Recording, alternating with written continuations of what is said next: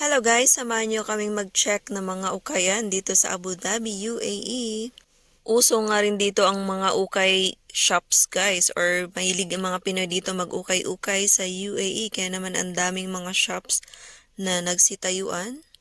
Let's walk in the city of Abu Dhabi. Walking tayo guys dito sa Abu Dhabi City. Sombrero tayo kasi kala ko mainit. Yung pala, okay na yung weather. Ayan si ate. Swimming pool pala dyan sa... Guys, sa bagong ukay-ukay shop dito sa may Almaraya Mall. Ayan. Some store ukay-ukay. Tara, let's check. Some store ukay-ukay and Abu Dhabi. Same building of Almaraya Mall. Ayan. Parang bago naman. Shopping tour tayo dito sa may Class A.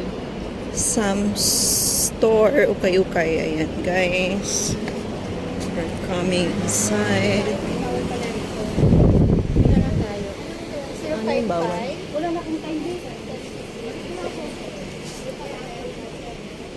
Mga jacket.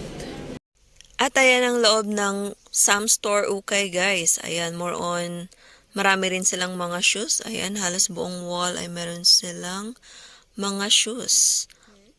At mostly ng mga damit nila ay mga nakahang, mga naka-organize. From mga yan, mga shorts, dress, ganun. Kaya hindi kayo mahirapan mag-ukay.